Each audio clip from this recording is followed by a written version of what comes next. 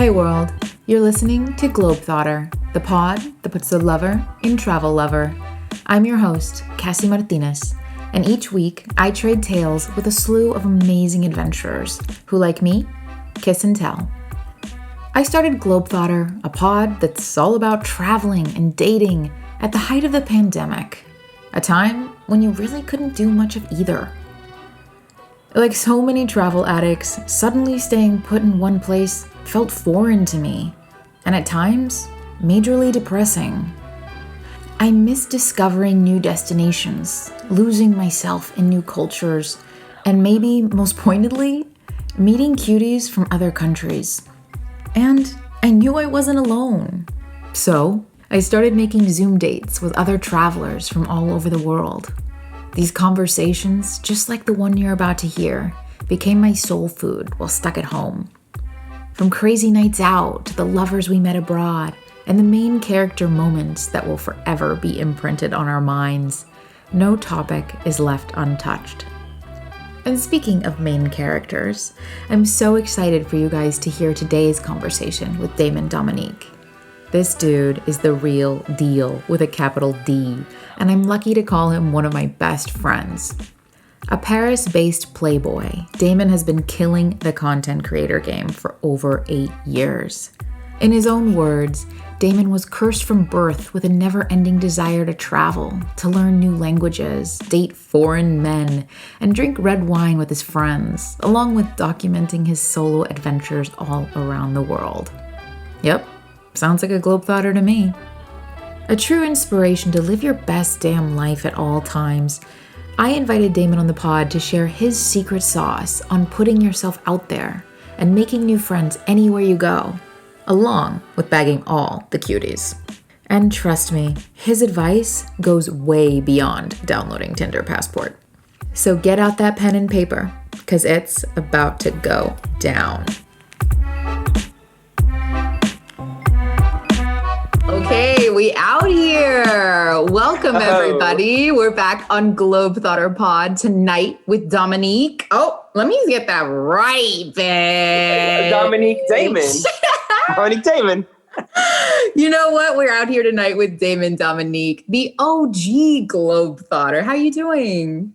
First off, I like how that sounds. Like you just said that, and I was like, wait, I've never thought about that. But You raised these. All these bitches is your sons. Stop. Don't get Nikki. She just released the new, her old mixtape. Don't get me started on Nikki this early. This is one of biggest Damon Dominique factoids is that he's a huge Nikki stan. He's a barb. I'm such a barb. If you want to get me going in the club, like whether it's here in the States or abroad, like just put on some, Starships, Vava Boom. Ooh, I have hit you with the Starships, like out of nowhere. I think we were pending whether or not we're going to go out that night. And I was like, okay, I got to convince this dude. You have it all on a loop too. Like you wouldn't, because I was laying on the couch. You're like, get up or I'm going to keep playing the song. Oh my gosh. Well, Damon Dominique. You know, I was thinking about it today when I was like, okay, let me write my little intro for this American living in Paris content creator for the past 8 years. And all I could think was Damon D rhymes with everything. Yeah, right? Damon D sitting in a tree, Kissing. Like it just... There's a lot of ways you could write raps with this. Like, don't get me going with Nikki. We're going to move on. We're going to move on. No, take it back. What did you have to say? It sounded important. No, just that one of the advantages of having my own channel now, again, like you said, I've been doing this for 8 years. Back when like people would look at vloggers and they probably still do this, looking at vloggers like, why are you filming that? Like, why are you over there taking pictures of that? Anyways, it's nice now that I have my own channel that I'm able to come up with series and write raps for them. Like, I think some of the best series on my channel right now, I literally wrote a rap, hired a singer to sing my like a little rap. Who knew that that's what it was going to be? It was going to be rapping. I think it's because I have like a language brain. Like if I'm talented in one thing in this world, it is language learning. And I truly do believe some people are better than others at that. Just like anything with math, swimming, the podcasting. So yeah, I think like the language brain helps that. Oh yeah. You've got a sixth sense for this. This was going to be one of my first questions for you. But while we're here, while we're at it, like how many languages do you speak, Damon D? Yeah. Well, 5, I think. Jesus. That's the thing though. No, but here's the thing. When I live in Paris right now, like saying 5 like isn't that impressive because I feel like people grow up, you're so like you're only 100 miles. I don't know what that is in kilometers. You're only 100 miles from somebody who speaks a whole different culture, who sings a whole different national anthem, and who eats different food. So it's not as impressive in Europe, but in the States, yes, I speak 5 languages, everybody. Right. Spanish, you would be remiss in Europe to not pick up some slang in another country. Yeah, I feel like it's just so easy. It comes as second nature. So, but there's French, Spanish, Portuguese, English, and then I'm working my way through German. I literally wanted to interrupt and be like with the City Girl song, with that pussy talk, French and English and Spanish. Yep. That's probably the one lyric in that song that I can relate to. I may not know how pussy talks, but I do know those languages. Yes, exactly. Well, on the topic of just honestly knowing 5 different languages, you just created a wildly successful and full-on French course. Let's talk about it. All right, look, I, again, think that I have a brain for languages. I also know when something sounds extremely complicated and when someone's just not going to get it. So I wanted to use that along with, I really have formally studied the French language. And I write this on the sales page. Like, I get the French language, but I also get you. Like, at the end of the day, I'm an American teaching French. Like, at first glance, you might be like, what? Why wouldn't I just learn from a French person? It's because you can't escape your native language. And I can help you with all the strategies and shortcuts that I did because I can speak it now. So, and I was in a relationship for 6 years with the French guy, and I spent all this time in Paris. So I know what your brain is going to have trouble with. So I packaged all of this into one course, and like, it's a hefty freaking course. Like, you got hours on hours, you got homework, you got quizzes, extra credit, playlist, you got the Facebook group, like, go on and on. Damn. And you talk about, I don't know, my only one skill is knowing languages. You also know people like the back of your hand. Like, you created a course that you're like, no. I empathize, baby. And I'm going to teach with my empathy here. Like, that is a whole other level. For me, like, the language I really want to master is Spanish. And when I've been traveling, Damon, let me tell you, I remember talking to some dude and I was like, yeah, like, I'm Latina, but I'm a Latina that struggles with Spanish. This guy was like, okay, well, let's go ahead. Let's talk in Spanish. And I was like, oh no, this is my worst fear come to life. Yep. I tried talking to him in Spanish. He literally stops me and he goes, we can stop. We can talk.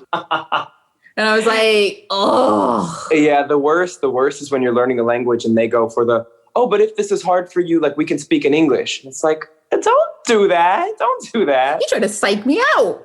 I know you're trying to be kind, but no.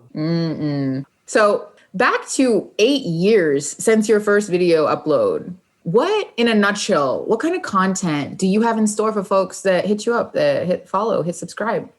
This was always my thing. Again, I was traveling even before social media was popping off like it is now.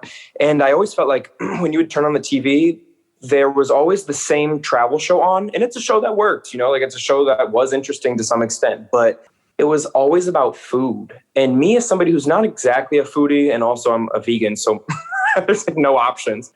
I was more interested in the 95% rest of the day. Like, 5%, 10% of your day is eating, but then there's all the rest, which is like beauty standards in the country, the nightlife, the romance, how the youth and the elderly view the country. These were the things that interested me. Also, I didn't want to wait around for a casting or an audition to get like my dream role of a travel host. So I went out and did it. And luckily, again, we're all born in the age of the internet. So we should all be using it to our advantage, aka Globetrotter podcast. Hey. No, I love how you just put, like, you were like, I was not waiting for permission anymore. I was not going to wait for the traditional way and the road to be carved out for me. You just did it on your own. Yeah. It was definitely a different time because, again, like, I think I posted my first video before Instagram was even a thing. Whoa. And then even like the first few years of Instagram were very casual. Like people weren't. There was no video. There was no video. What was a reel? What's TikTok? What's a story? Like traveling back then was a whole different thing, you know, like you were really traveling because you loved it. Now you're like, you could stunt on people while you're traveling. You could be out there, you know. Yes, you know what I'm talking about. I do know exactly what you're talking about. And I mean, I was going down memory lane on your channels, and you are 100% right. Like, you really were out there, like the night we slept on a bench in Barcelona, how we got, you know, to New York for $5. Like, that is not what you see in the reels and the TikToks over the lo-fi music. That is for the love of the game. That is for the love of the game, baby. Yeah. But again, those are the most fun moments. And it's interesting to look back. It's also really cool now that you look back in your life and it's documented, but it also puts it into perspective. I'm kind of jumping around right here, but this is still relevant. When you look back 8 years ago in your life, of course, you're 8 years younger, 8 years, probably a little bit poorer. So I didn't have any money, but it's interesting now that this has all worked out for me, that when you look back on those times compared to now, it's the same amount of fun. It's just two different amounts in the bank account, but you're still having fun. So it really puts it into perspective. Like, all right, no matter how much money you earn, like it still doesn't take much to stay in the hostels. Exactly. And like, it was serving you so perfectly in that phase that you were in. You know what I mean? Like, I really in my heart am like seeing that these days of like, okay, yeah, like maybe I was more broke and I did it this way, or I know when like the gates really be open, the borders really be open, I don't think that I'll be traveling in the same exact way. I've even, you know, in the past, like visited the same city again, hoping to just recapture that magic again. And it's like, no, it's not going to serve you in that same exact way that it did before. You were a different person. It really did something for you then, but now it's like, okay, what's next? I mean, no, I was just trying to think when you were saying that, I thought of this expression. I'm taking this philosophy class that I can't stop bragging about. Here you go. $13 on Udemy. I don't know, but there was a quote, and it might be some religion or it might be one of the philosophers, but he said, you never step in the same river twice, no matter which river. Like, you going to those cities, you're never going to have that same experience. You're never stepping in the same river twice. It's going to be different people, different places, a whole nother vibe. Was that Pocahontas? You never step in the same river twice. The river's always changing, always growing. Yes. But also, I'm sure some guy said it first. Look. Pocahontas got her shit from Aristotle, okay? Exactly. That's why it was hitting so hard, because it is a universal truth. Yeah. And I mean, same thing for me. Like you say, when you go back to the city, if you try to recreate what you had there, that's like almost a recipe for a trip gone wrong, the city tainted in your eyes. Exactly. I mean, okay, as someone who has made the magic work in Paris, so many people want to be you. They're like, I want to live in Paris forever. You know what I mean? Like that snapshot of it. I'm just curious how do you do that? Like, how do you keep that magic going in like a city that like, I think so many people can have that experience with? Like, I want it to just be this. I want it to look like my Pinterest board.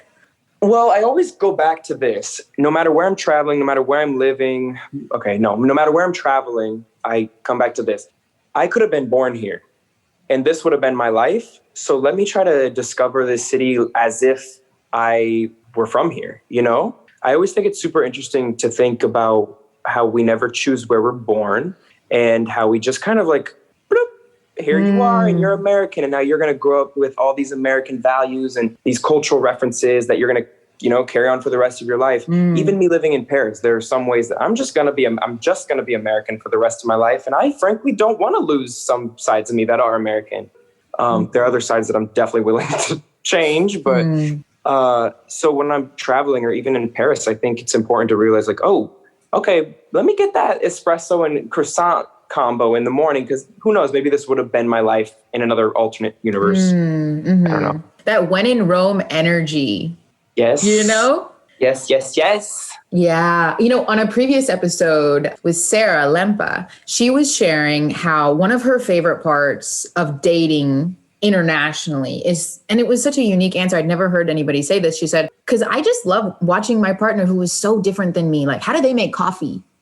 You know, I want to learn. Like, I'm dating a Colombian dude and he makes coffee like this. Like, that just feels so novel and new to me. And it makes mornings more interesting. And it had that when in Rome energy to it. You know, like, that's the difference between a traveler and a tourist. Like, I want my Americano the way I always have it back at home. It's like, no. Be open to the experience of maybe having it in this new, different, weird to you way. That'll keep things funky fresh.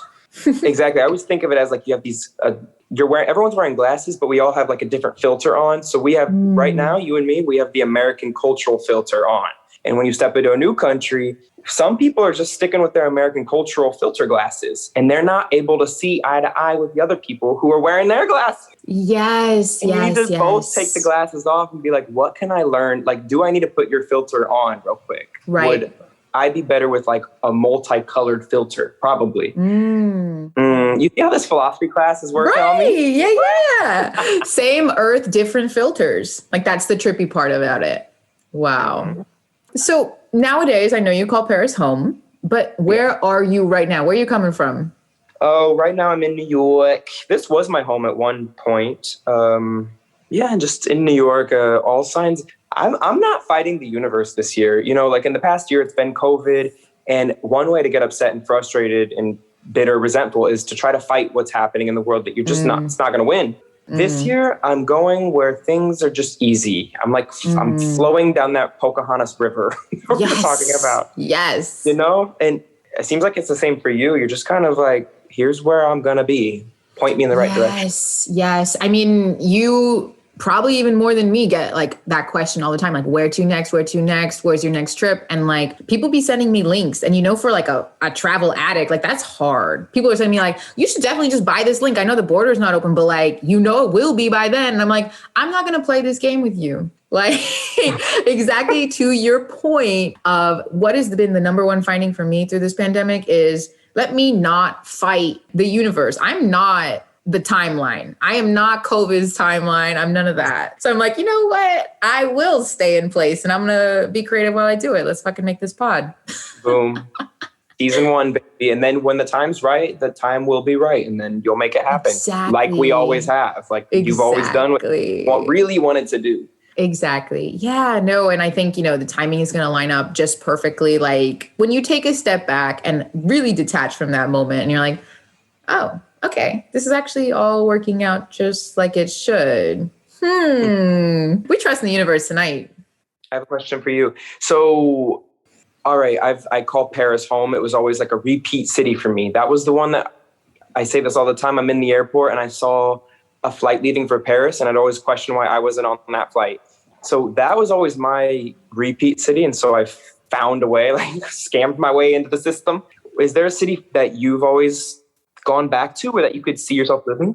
Yeah, this is such a good question. I definitely think it's like, I think you would agree too, like phases, right? And like phases of your life. And I remember I did study abroad in Barcelona and I like fell in love, started saying it with a lisp, you know? And I was like, yes, this is the ideal city for me. Berlin, I felt that way too when I was a little bit younger. And what I really loved about those places was like, I feel like I could get lost in them. Like I liked the anonymity to it. I liked being a part of a really big collective. And now like kind of like entering in a new phase of my life, I'm like, I kind of love when I go to like what they would call more like a town or a village. And like there's a cobblestone square and like that really speaks to me. So it would be funny. I would definitely go back and like try and recreate the magic. I remember I spent my birthday 2 summers ago in Budapest because I had a really great time there, like literally half a year before. And I was literally living that out. I was like, okay, I'm trying to just have the exact same experience. And some of the things are the same. Some of the people working in this hostel are even the same, you know, but it's different. You know, I'm different. But yeah.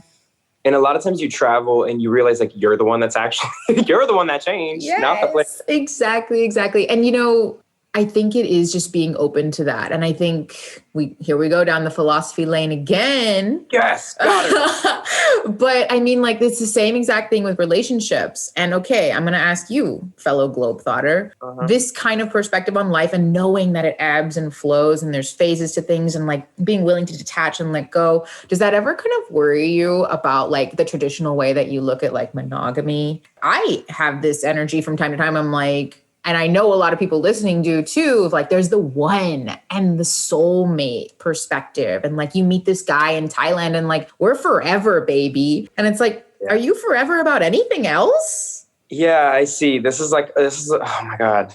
This is one for my philosophy teacher. But my first answer, because I'm all over with this as well. Of course, it seems super magical, mystical, romantic to have one person that you just found out of 7 billion on Earth. And that's beautiful. Everybody wants that. But then I ask myself, like, is that just something we kind of have learned? You know, because it's like, okay, there's 7 billion people. How do we know that there's only one person for us? There's probably like 1 billion people actually out of the 7 billion who might be compatible to some extent with you. Fair. So it's almost like one side of me likes the notion of like, oh, I'm just going to keep dating around until I find that one person. The other side of me is like, but you're never going to find that one person because there are multiple people. I just always think like, okay, even if you are in a super committed monogamous relationship, in my eyes, like if you were to take a random trip to Singapore and you might fall in love, there's a person on a Vespa who's asking you about your luggage, or then you match them on Tinder. This was like one of your stories. Yep. I could like tell this stories for you at this point.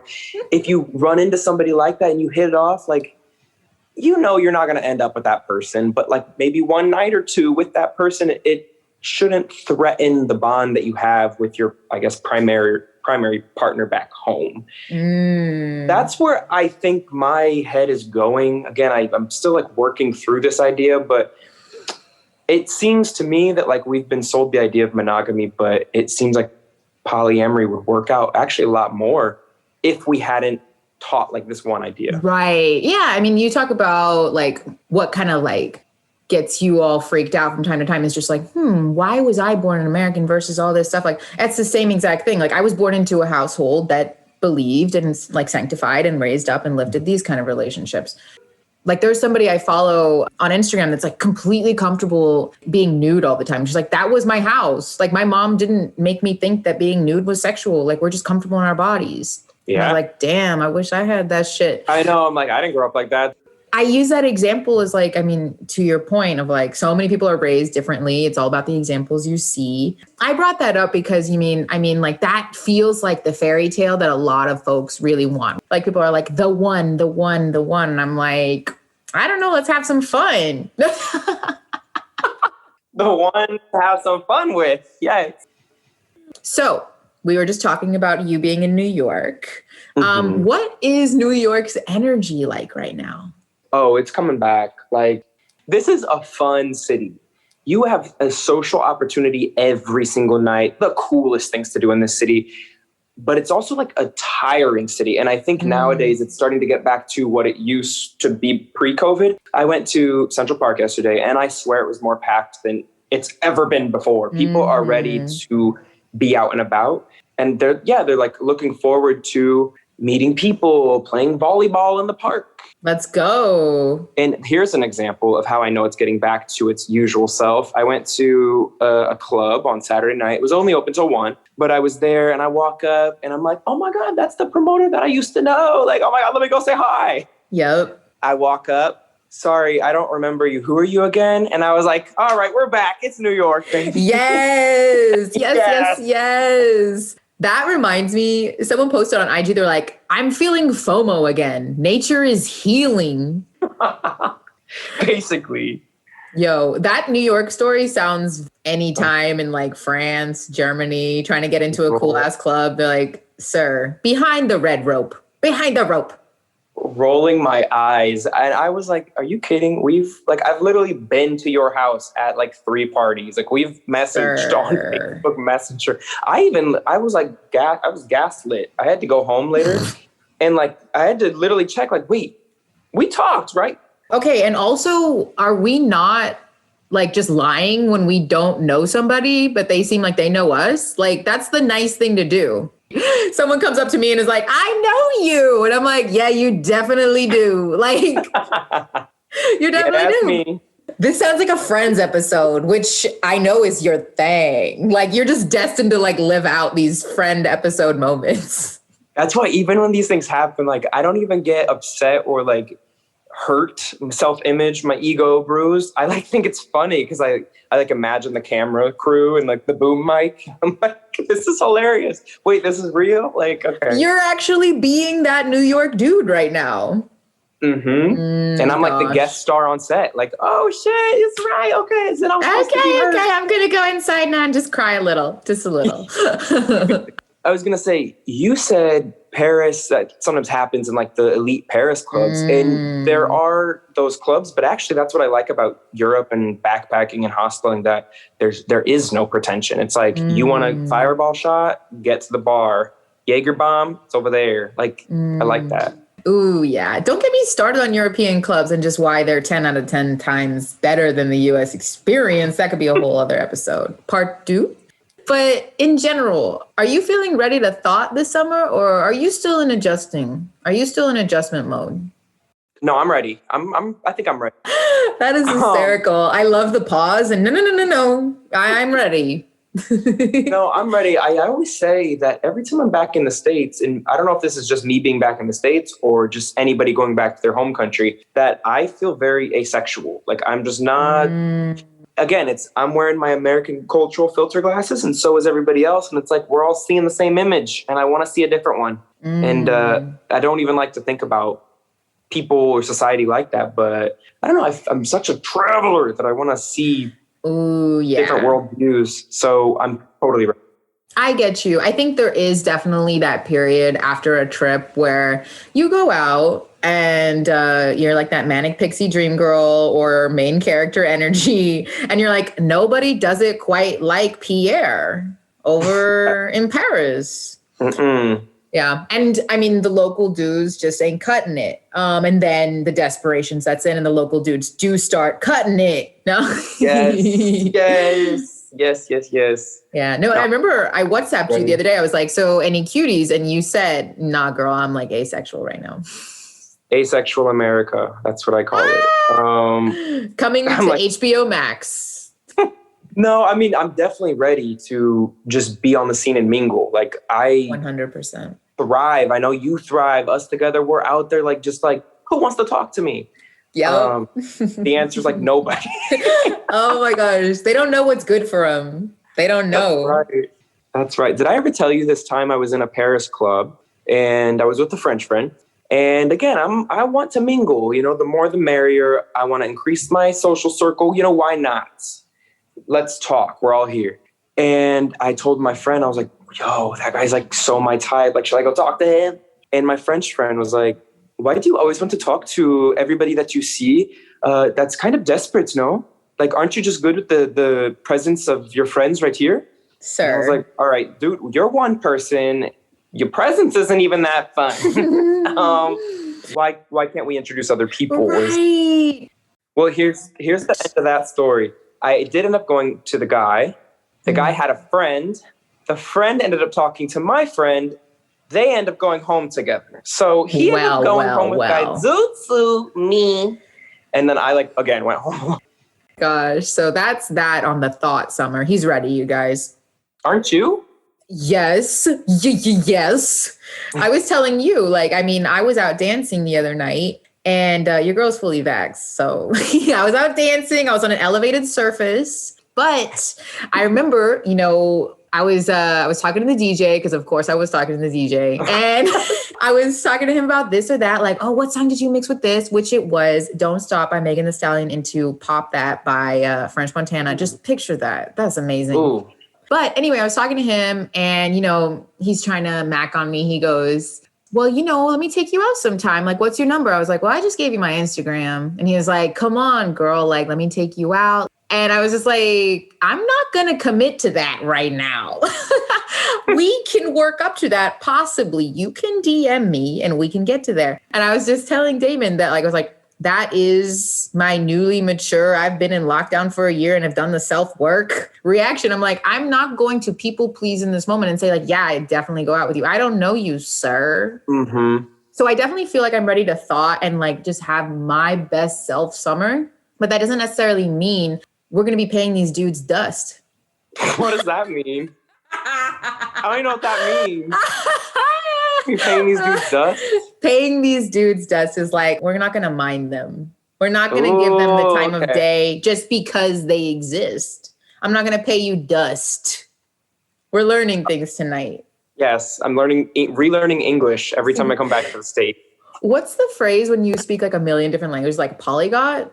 Yeah, polyglot, multilingual. You know what? I didn't want to say it earlier because it kind of sounded like a sexual thing. Polyglot, polyamorous. Polythought.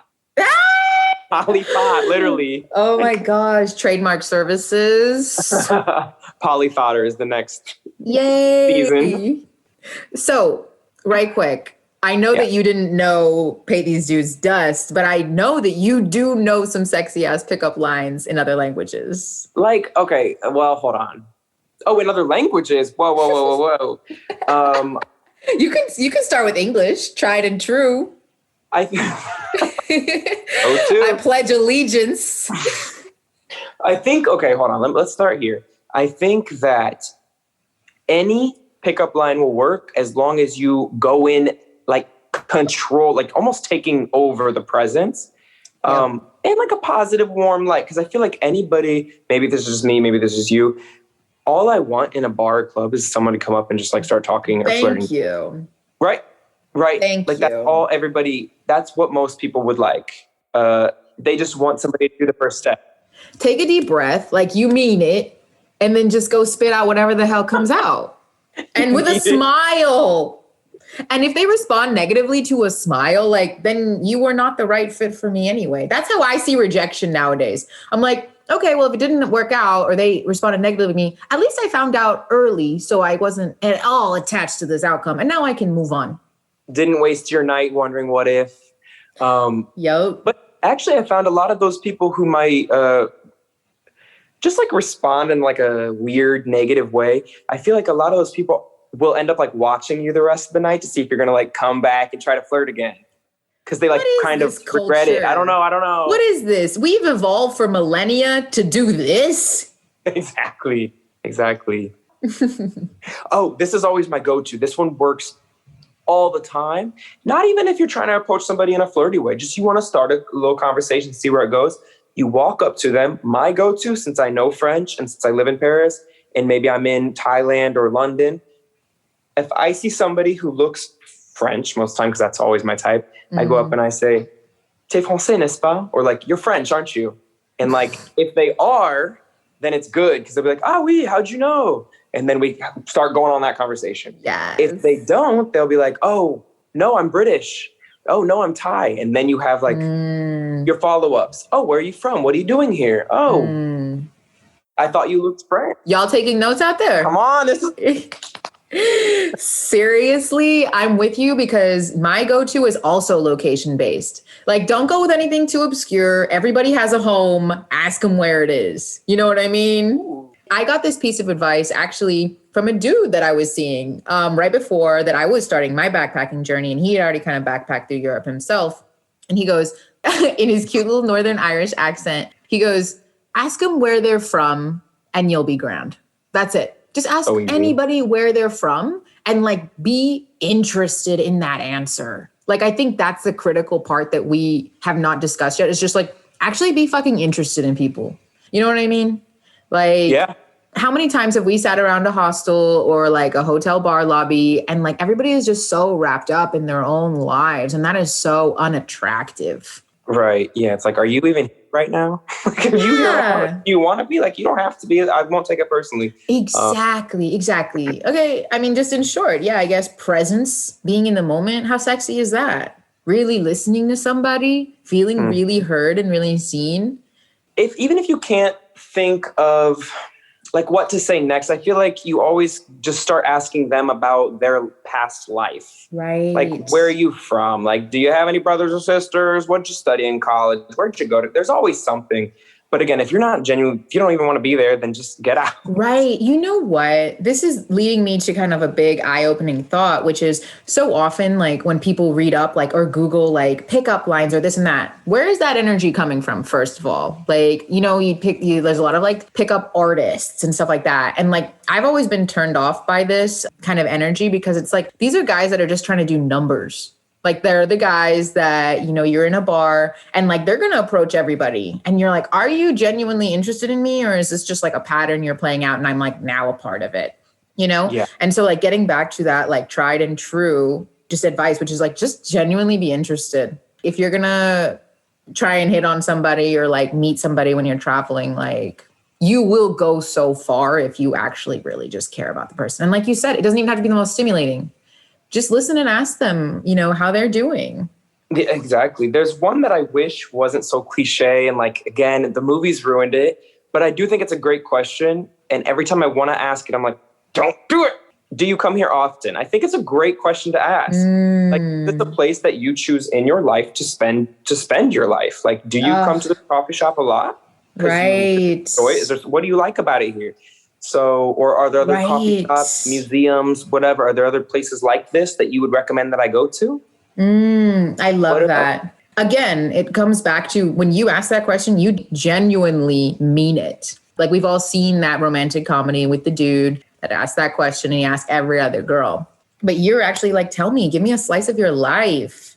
Yeah, I feel like that approach always works out a little bit better. The other way feels a little hollow. I agree. You know, and also this is not necessarily a piece of advice for finding like a romantic interest, but in general, like if you're solo dolo and looking for friends, one of my favorite questions is, where do you go dancing?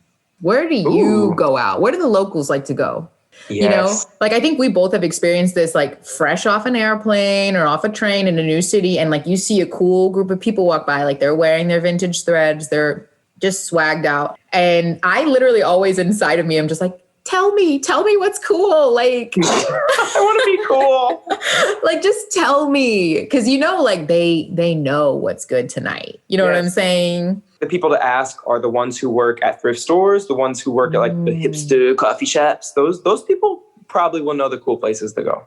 Ooh, okay. So maybe do a little bit of research on the thrift spots. Well, get your coffee before you're going to order the coffee. While you're ordering your coffee, you'll be like, oh, wait, what do people drink here in this country? Like, I mean, what is the drink? What is the most popular order? Like, oh, should I get that? Is that what you drink? Blah, blah, blah. Then your transition in the thrift store is, where do people go dancing? I guess that's really good. Speaking of pickup lines, let's talk about dating while abroad. Okay. A lot of people think when you hear dating abroad, they only think of the apps. But what are your thoughts on the apps these days? Tinder Passport, all that jazz. I don't think dating apps are going anywhere with the internet. I feel like it's part of the world we live in now. Right. That's one way to do this. It's also great if you're traveling to a country and you just want to like kind of get the prospects, see what the dating pool is like. I think there's that. But as people who are traveling, really anybody, you're kind of looking for the magic. And I think the magic comes about in those moments when you least expect it. So if you're just walking down the street and you happen to meet somebody that might not even be your type, already you're starting from a super interesting beginning of your relationship. You're probably going to be more interested in this person. If you were to see that person on Tinder, you might not even swipe on them. But just because you guys had this magical moment, it's already more interesting. And I think that's what we are doing when we're traveling. We're looking for these stories. So like when I travel, I try to turn the Tinder off. If I'm back in the States or back in, I don't know, my bed, maybe I'll turn it back on and like start planning, but not when I'm there. I do it so when I'm there, I don't have to do it. You hit it right on the head. Like, I mean, what is the meet cute story of I swiped right, he swiped right, and then we met up at a bar? You know, like that does the job. You know what I mean? Like say you are completely alone in a new city. You don't have necessarily like a hostel to fall back on or like other things like that. Like go ahead. I also have just found like it takes time. These are all like little seeds, you know, like sending a message, and you may set off the wrong message if you're like, hey, I just got here and I want to meet up like in an hour. Like now we are in a day and age where that says and communicates something that is like purely hookup. And like, if that's you, do you. But I know a lot of us are out here being romantics, like really wanting that romance experience. And you're not necessarily going to get that off of Tinder. You know what works though? This is a way that I think you can pair both. You might match with a few people, maybe put it away for a little hours, go for a little stroll, go to the club, spend a few days in the city. If you happen to run into that person again, I think that would be an easy way to go up to them and start talking like, oh, wait, I think Ooh. Did we match on Tinder? Like, I don't know. I feel like that's an interesting way to tie them two together because you did meet actually in person. It's like the universe pulled you two together. But you have something to talk about already because you already matched. So this answers my question, which is, what would you do if you ran into a Tinder match in person? This is like fight or flight for millennials and Gen Zers. Like, what would you do? Absolutely go up to them. Yeah, wouldn't you? I mean, I've had this happen to me and not. Like, I've just been like, like maybe I'm a flighter. But I love that you in your heart were like, wouldn't you go up? I mean, it's like you already matched. It almost takes the pressure away because it's like the things were pushing you both to be in that moment, and here you are. And I almost feel like if you didn't say something, you would go home and be like, now it's going to be weird if we meet up again. I, like you're saying, like I so much more now, like lean into the organic experience of like, hey, like we were just in town, we crossed, you know, the crosswalk at the same time. I asked where you were from, et cetera. Like these magical little moments and like, well, let me get your WhatsApp or like, what's your Instagram? And then like just going from there. And I really vibe with that because versus on an app where you see a couple images, like they look like you'd get along and then you meet up and within seconds, you just know that, okay, no, we don't. We don't get along like that. Or maybe it's just friends or whatever. But like when you meet in person, you know, you feel it immediately, you know, whereas with the apps, like you just by their nature, you don't know. But can I just tell you, I had this one moment that like kind of burned me from ever really being hard in the paint with Tinder Passport again. I was in the airport in Croatia and I had what little Wi-Fi I had. I set my settings to the new town, was swiping around, hit it off with some guy. I kid you not, was like in the taxi headed into Split, messaging. We're finding out more and more about each other and like, oh, you're staying at the same hostel as me. And I'm like, oh shit. That was too close to home, dude. That was too close because then there was like this weird pressure I could feel on both of our ends of like, okay, now we have to like be a thing. We met up in the bar and immediately like, we're like, this is not a vibe. Anywho, I eventually go to like get a refill and like him and his friends start talking to like these two girls. And I was just like with my drink, like, where do I go now? Like, this is so awkward. Stuck. Just stuck there. Yep. It's cringe. Did you stay there? You know, he was over on the left in this alley as all these little like windy little roads are and Split. He was on the left and I was like, beeline to the right. Ended up making friends with some Irish folks.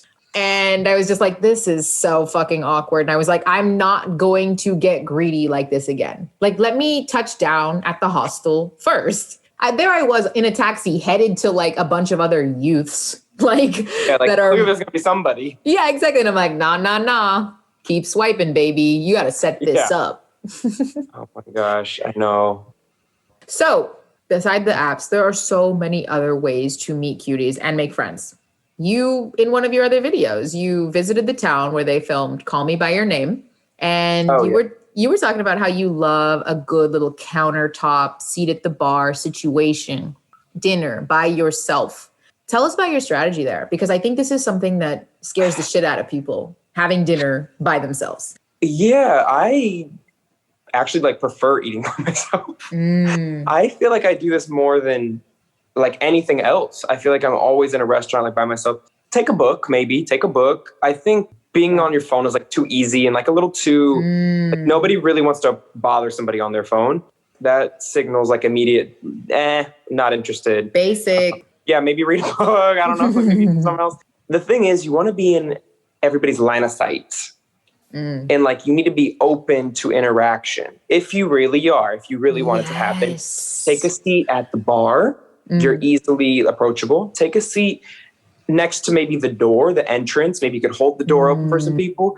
Maybe they'll make conversation on the way in. I feel like the door or the bar are really good. Yes, baby. Call Me By Your Name, though. It was really funny going to that town, Crema.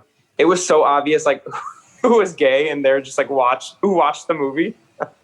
You could just tell like who was there because of the movie and who. Oh my gosh. That was the only tourist there. Was it as ideal as you wanted it to be? Yes. Oh my God. I was like, oh wow, I think this is one of the most beautiful places. And I've been to Florence and Milan and all those, and they're freaking magnifique, like beautiful. Yeah. But that was just as beautiful. On another level. Small town, €6 train. You get to the town. My Airbnb host had a bike. Like, you know. She was helping you live your best life. She knew what you needed.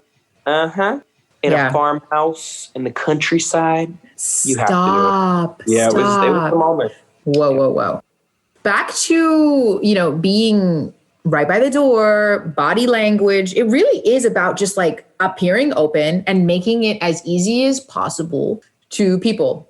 Like, make it obvious, baby. Make it obvious. Smile. Do you do eye contact? Do you smile at people? Oh, yeah. Oh, I don't know if I like do the smile, but I definitely do the extended eye contact. Oh. But yeah, I think being at the bar is it's just necessary. Like if you want, people will approach the bar to make their orders. People might sit next to you. Or even if, say, you're not in a diner or a restaurant, if you're going out by yourself, that's super intimidating also because everybody's like, I'm going to look so stupid. Go to beer gardens where you're a communal table. Like you need to sit at the table where there are other people so you are easily mingling. Funny enough that you were talking about just going to dinner and like making friends that way and seeing what happens. When I was in Oaxaca, Mexico, I remember I went to lunch and I was just honestly just like Googling things. And I was like, this has good reviews. I'll go there. And there goes my ass with my backpack, like, table for one, please. And he just looks at me like, we don't do that. Jam-packed, super cute restaurant. And he goes, but we do have a communal table. And why don't more restaurants and travelers do this shit? Because it was the coolest thing. He just took me over to a corner with like a communal table, like you would see at a beer garden. There was a couple other travelers there, not necessarily even just travelers, just other city folks that are like, I'm here for a quick lunch. I'm here for a quickie. I remember just kind of chatting a little bit with the people at the table, nothing crazy. There was a dude there and started chatting with him. Eventually, at the end of our conversation, we go our each separate ways. We start following each other on Instagram, and that's that. We talked about maybe meeting up for mezcal later that night, but I had like a 4 a.m. flight. I was like, no, sir. But like, it wasn't like vibrating with sexual tension. Like it was just what it was. You know what I mean? But I bring this story up because fast forward a couple months later, I'm back in Oaxaca. I posted my story and he goes, Cassy, I also just got here today in Oaxaca City. Like, how fucking weird is that? And guys, I'll just say, like, this time around, it was romantic. Oh, all right. This time it was. Your girl had more time. Did you go to that restaurant again? You know what? This is also the coinky dink. So aside from both getting there at the same exact day, he was like, yeah, I actually went to that restaurant today, Bolenk, and it was closed. And you know what? My mom had Googled it earlier and was like, why don't we get lunch here? We walked over. It was closed. I didn't even recognize it because it wasn't open. So I remember I was like, oh, that's a shame. Oh, well, where else should we eat? But then he brought it up, said the name Bolenk. And I was like, bro, literally the universe was taking me back to the exact place where we met. And you were going there too. And it was closed for both of us. That's so weird. Imagine it was like he had just left and he turned the corner and you guys turned this corner to see that it was also closed. Seriously, There were so many little coincidences like this, and I call them like winks from the universe, that we both, when we hung out, we were just leaning into it, you know? I think that's a part of why we all love travel love so much, is because you're just like, fuck it. Like the world conspired, the universe conspired for us to meet. And you don't say that on a first Bumble date. You just don't. You know what I'm saying? It's true. But something about like a magical location and truly like dates lining up in that way. And I even laugh sometimes, like this is the most basic version of it. Like when you're out with your girlfriend and there's two dudes and you're like, there's two of you and there's two of us. What? Yeah, what a wink from the universe. That is seriously happening in Vegas right now. I shit you not. Like there is some group of girls with the exact same number of group of guys and they think it's fate right now. And I'm so happy for them. Let them have that. Let them have them. Let them. Oh my God. Have you been in a club by yourself? Have I been in a club by myself? I have definitely taken myself to hostels or like situations where I know it's like going to be like a group thing. Like you meet people there. I also, when I was in Amsterdam, I bought tickets to like a beer crawl and like I was solo, but like everybody else kind of was too. And like that was like an easier foot. Yeah. The one time that comes up in my head, of course, the first like drink, the first like hour is just like, it's excruciating. You're like, I feel so dumb. Like when people come up to you and also like ask you like, oh, are you here alone? Like don't ever ask anybody that. I feel like that's that makes you feel so awkward because you have to answer yes. And then they're like, why? And you're like, because none of my friends wanted to go out. You go in Germany to the club by yourself? Completely normal. That's the place that I went. And you know what? It was so successful. I really hit it off with this guy. And again, I was so happy that almost like none of my friends were there because nobody could judge the things that I was doing. And I was doing some stuff in that club. That part. And this was the story that I was telling you before we even started, that things were happening in the bathroom. Then we leave the bathroom and he's like, come meet my boyfriend. I was like, sir, wait, whoa, what? Meet the boyfriend. The boyfriend was like jealous. I was like, wait a second. There was jealousy. But then this is where like, the universe, who knows what's happening out there. I'm in the train station the next day, getting my train back to Paris. Guess who I see? Him with his boyfriend. He's chilling in Starbucks. Like, and again, I was like, you know what? This was almost the Tinder thing we were just saying. I was like, you know what? It'd be very weird if I don't say something. So I went up and I was like, this is what I was going to say. They were in Starbucks. I was going to say this. Did somebody order an Americano? And then I was like, no, never say that. Like, just abort. That's so cheesy. But I did go up. I introduced myself. And to this day, we DM on Instagram. I love that. What a save. You know, we talk so much about like just putting yourself out there and really fucking going for it. And that takes a lot of, just like trust. Do you have any tips on how to not psych yourself out when you're, say, solo traveling, or not psyching yourself out of living your best life, not being afraid to go to that bar and sit down by yourself, not being afraid to go to that club by yourself? Like, what do you have to say in front of the mirror before you go? I think it always comes down to this. We're all living our life, and you have to live your life through your own reality, not what everyone else is going to think about your reality. Not because in that case, you're living from their point of reality. You have to live from your point of view, I guess. You are not the object of everybody else's realities. Again, my philosophy class, I'm like trying. I mean, honestly, it's the best. That makes sense. Okay, yeah, it's in the same thing. So if you take that philosophy, all right, I'm going to go out, and I guess in the TikTok generation right now, you're the main character. You literally are living your movie out. You're not the supporting character in other people's movies. So when you do go to that bar, or you are landing in Vienna and you're solo traveling, just remember that you are there to do your thing, not be influenced by what other people are going to think of you. I love that because that takes the pressure off. Because like you said, like the TikTok generation right now is like, you are the main character, live your movie. And like, that's a lot of fucking pressure too. And I think that there is something freeing in just detaching from that and being like, you know what, maybe I am the main character of my life, but no one's going to remember even if I fucking trip on my face when I enter this restaurant by myself. And if they do, that person's a bully and they're mean and like, let's move on. That's what I was going to say. So even if you are at the bar and somebody comes up and they're like, haha, are you alone? First off, that has never happened where people are like trying to laugh at me like that. If that were to ever happen, you could just say to those people like, wow, like what does this do for you to like make this person over here on a solo travel feel so bad? Like what does that do for you? I agree.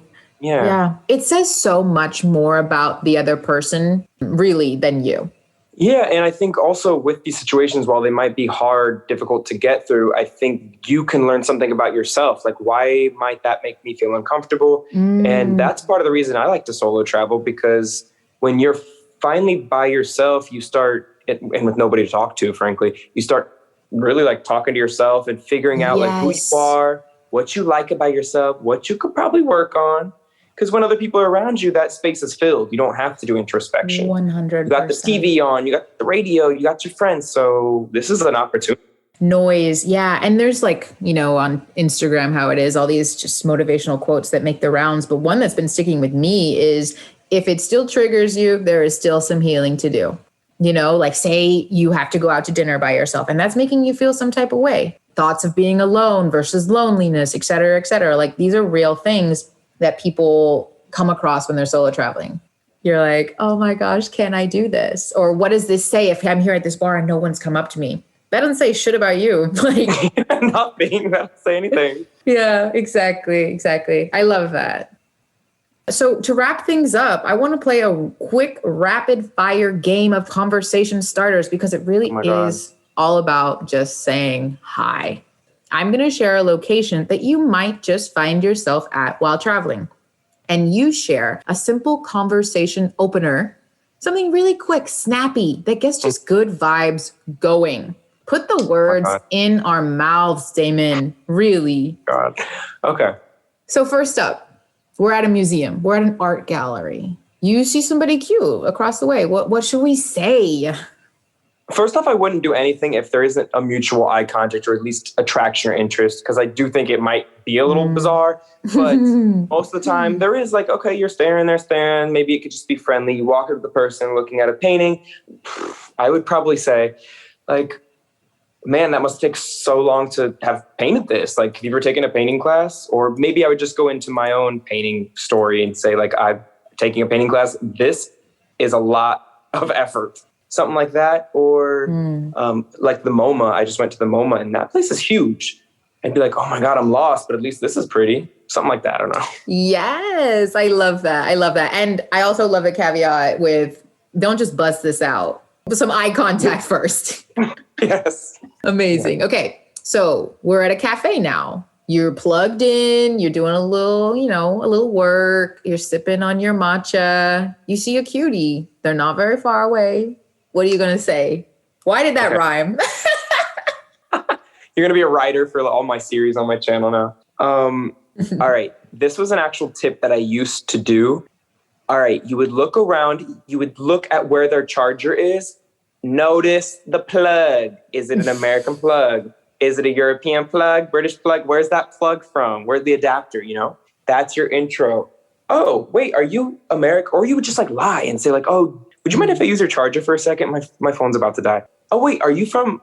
No, you're from the States too. How long have you been here? Blah, blah, blah, blah, blah. Yes. When in doubt, like honestly, just talk about computer adapters. Like you're like, don't you hate this brick? Or like, which one is that? Mine's always messing up. Like, which one did you get? Yes, Geek Squad that shit. Geek Squad that shit. Okay, last but not least, you're in a park. Maybe you're walking along the Seine. I did it right. I Googled it before this. This is American. So American. For Americans. You're at the Seine. You're at a beautiful park. Am I seated? Like, where am I? Good question. You know, when I've been with you there, like we were drinking a little wine, a little champagne, feet dangling over. So say maybe they're in like a rival picnic group. This is a real story. This happened actually. And it was a rivalry between my friend and I who was going to talk to the guy. This guy sits down and he's, of course, you know the type. It's Friday night, sun is setting, your feet are dangling over the Seine. And this guy shows up, beautiful Spanish man reading a book, like by himself. So it was a competition. Who's going to talk? Who's going to talk? So finally, I won. I said, oh, what book is that? You start with the book. How long have you been reading the book? Where's the book from? Hopefully you've read the book. Then you can go on and on. Did you read this other one? Oh my God, wait, are you from here? No, you're from Spain. Oh, but you've lived here for so... It's like you just need the one. You need that one. Then it's follow up. Where are you from? How long have you been here? Oh, do you come here like every Friday night? Where do people go? Where do the locals go tonight? Where are you going? Oh, wait, see you there maybe. Blah, blah, blah. I love it. And honestly, this is also just a case of like matching energies, you know? Yeah. And I'll say this, like I would say probably 90% of the times where I have approached the people, it has done pretty well because you have to bring the energy too. You're either matching their energy or you're bringing the energy and setting the tone. So if you go into it being like, okay, this person's going to like me because we're going to have a good conversation, then it'll probably go pretty well. That guy, by the way, still talk to him every month. One of my friends now. I love it. Yeah. That guy, by the way. That guy, by the way, we made a commitment. By 35, we're marrying each other. Like, oh, okay. No. No. Not him. I love that. Just friend. Honestly, that is all I wrote. This has been so fun, Damon. One last thing. How can people keep up with you? What's up next? Well, I am over on my YouTube channel weekly, so it's just Damon Dominique. But frankly, if you're really interested and want to see other videos, I have a whole other channel. You could probably find that as well. I got a backlog of videos. But yes, Damon Dominique channel, which you're in a lot of the videos as well. To follow Damon all over the world, be sure to subscribe to his YouTube channel and check out his game-changing French course to get your polyglot on.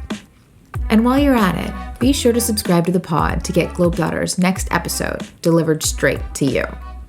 And did you know that you could have hung out with us as we recorded this convo? Follow Globetrotter on Twitch to not miss out on your chance to ask questions and hang with us live as we record episodes. Feeling inspired to share your epic travel story? DM the Lover in Travel Lover on Instagram to tell me all about it. Till next time, I'm Cassy Martinez.